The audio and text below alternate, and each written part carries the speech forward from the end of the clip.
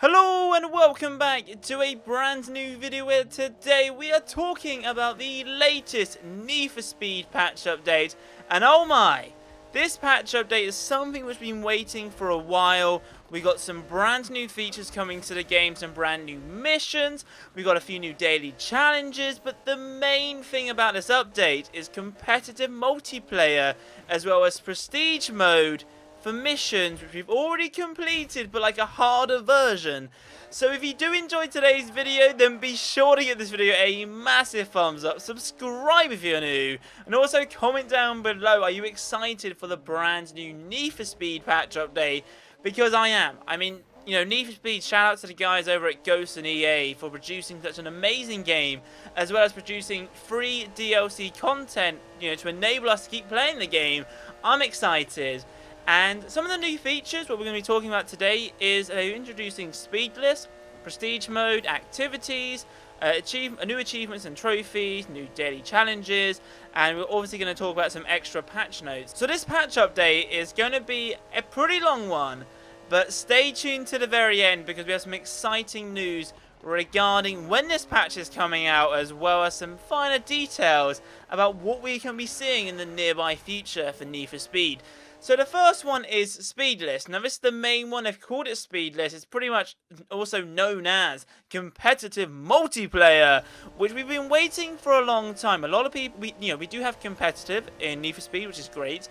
However, like, the only way of doing it is by inviting people or specifically finding another racer and saying, oh, I want to race you, and we choose a certain event. This is more like Forza. There are multiple events we attend, and I think you attend like 4 or 5 events, and whoever has the most points at the end wins, and there's a podium and all that kind of stuff, and there's different titles for you to have if you're winning. So depending how well you play and depending how consistent you play over multiple events will provide you with a title, which is like, hang on a sec guys, this is my title, this is how awesome I am, and I'm just ecstatic. It's just like the first like competitive game for a racing game. Like, Need for Speed, one of my favourite racing games, but this being competitive changes the whole scene, especially if you have completed story. So first things first is there'll be 5 pre-selected events. So what you do is on the main menu there'll be some competitive gaming called Speedlist, and you basically get, you know, selected into a random bunch of people. Don't know how many players are playing, maybe 8 players or so, and there'll be 5 pre-selected events which you can choose from. Now these events are played against human opponents, so there's no AI. It's basically you playing against anyone on the internet. So hopefully they do take into consideration like ping and stuff like that. Like, you don't want to be lagging out, but, you know, racing games are well known and they're very good for their servers and all that kind of stuff. Now, the game types which are available, we've got quick play, speed, style, mix, and a few other events which are coming out soon. You'll be able to play all the events at the same time and compete to go on a podium. It's very similar to Forza. If you've played Forza, you normally compete 3 events, and at the end, all your total points are added up, and that's how you can win. So you could do really poorly in the first race, but absolutely smash the following events and still come on top. So that is one thing to stay in mind. Now, at the end of each event, you'll gain points for the place you finish. After all the events have been completed, the points are tallied up and the final standings are displayed, and the best racers are shown off in a short cinematic sequence. So if you do get on the podium, everyone at the end of the race will see you and the other racers is like going round in some like cinematic scene, which is, you know, I'm excited. Like, I want to have like the best car, the best looking car, and if I do win, I'm like, oh yep, that's my car, yep, I won. But, you know, it'd be pretty cool, right? So once the winner has been crowned, you can go back into Speedlist to continue more competitive multiplayer. Now, the reason why you want to do this is because there are things called player titles, and there is one title called World Champion. Now, what Need for Speed have set out to be is there can only be one World Champion, so there'll be only one player in the Need for Speed community which can be titled World Champion. So everyone's going to be competing for that. I don't know how many people are going to play this, but hopefully spread the word, guys. Share this video with your friends. If they've played Need for Speed and they're no longer playing it, get them back into the scene. We want to populate the servers, especially for competitive multiplayer. You know, get the best cards going. Now, I'm unsure, and I'm hoping this works, is by competing in competitive multiplayer, we still get rep as well as money. I'm hoping we do. We probably are going to get rep Hopefully we can get money as well. It'll be another way to get money, which I'm very excited about. Now, the player titles, and let's just have a quick chat about them. So, I don't have too much information regarding what you need to do to achieve the titles, but all I know is World Champion is only eligible for one person only. So that's something which I might try and achieve, but it might be time consuming, and I doubt like my girlfriend will be too happy me playing gaming all day trying to compete for a title. I'm like, you think that I said to my girlfriend, like, hey Matt, are you free tonight? Well, I'm attempting to get World Champion on Need for Speed, you know, it's kind of awesome. But no, right, so the first one is Steve Urchin, Sunday Driver. I like Sunday Driver, like the occasional player who just plays once in a while, like a track day guy. Wannabe racer, like, you know, maybe he's a little bit better than the casual player, but, you know, he still wants to be the racer. We have Stick Shifter. We have True Contender. Rising Star sounds good. Knight Rider. Top Competitor, Speedlist Junkie, Speedlist Pro, Speedlist Master. We got Urban Legend. That sounds good. Now, the Chosen One. You know, that's a pretty good title. Chosen One. Now, we have some of these which you can sort of understand what the requirements are to actually be able to have this title for your character in the Need for Speed community. So we have the 1%, top 100, and top 10. So the 1% is going to be, you know, the top 1% players. So if there's like you know, if we're talking 100 players, you know, it's basically the first player there. You know, 1,000 is 10%, like the top 10 players. So we got top 1%, top 100, top 10, and World Champion, like I said, is only eligible for one player only, which is just insane. Now, Prestige Mode is a brand new feature, so Need for Speed have upped the ante on some of the best events in the game from Story Mode. You either test your skills by beating the target scores across the 5 different ways to play, so Speed, Style, Build, Crew, and Outlaw. This will prove you're the ultimate icon.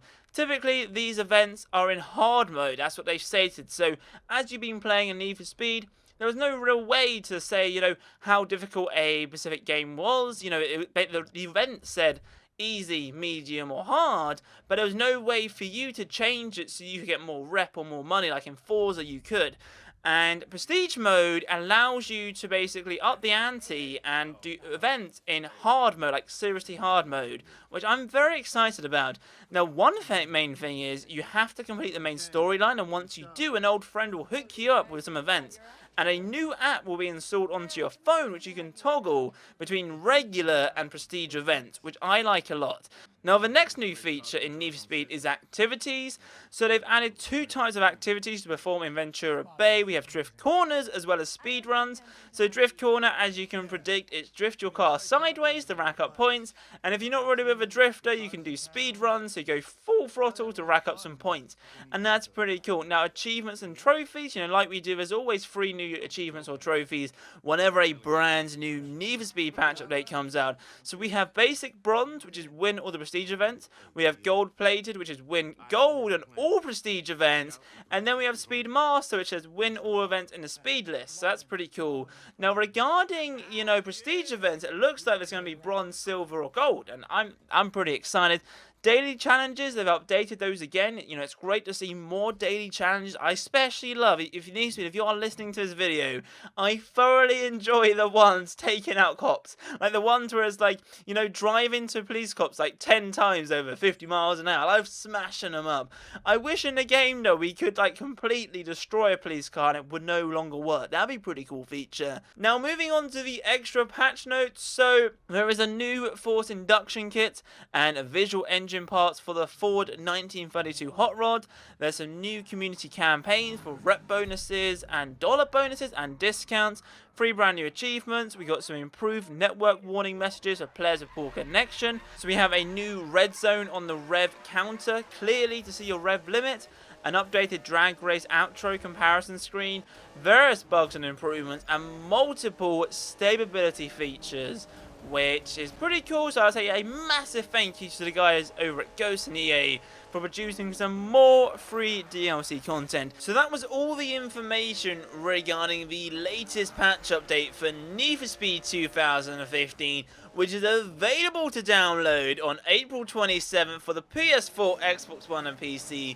Now, like I said in the intro, what could this mean? So this is currently the 6th update for Need for Speed 2015, And, at the moment, they're bringing out updates, every month or so, and the updates are getting better and better and better. Now, what would you like to see in the future of Need for Speed? Because I'm unsure, like, E3 is June, and obviously that's in a few months' time, and well, will EA announce, hey, a brand new Need for Speed 2015 Part 2? Or, I don't think they would call it 2015 Part 2, man. I think they would call it, like, Need for Speed 2, or, a brand new Need for Speed game, because, they're bringing out updates, but maybe in behind the scenes, they're actually creating a brand new Need for Speed game. So let me know in the comments down below, like, would you be excited about a brand new Need for Speed game, like maybe a part 2 of what we've currently seen, like the same characters, the same different playstyles, like Outlaw and all that kind of stuff? Would you guys be interested in that? Or would you like to see something completely different, like brand new characters? Because I really like how they brought in like Ken Block, they brought in some other external characters from the scene which weren't part of the squad, and the game was very enjoyable. So let me know in the comments, guys, down below your thoughts and opinions regarding A, the brand new update, and B, the future for Need for Speed. Would you like to see a brand new Need for Speed game, or would you like to see more updates regarding the game, and then maybe at the end of the year or next year even see a brand new Need for Speed? So thank you guys for watching. Be sure to give it a massive thumbs up, subscribe if you're new, comment down below and all wonderful jazz, and as always, I'll be seeing you guys on my next video. Adios, chaps. Boom!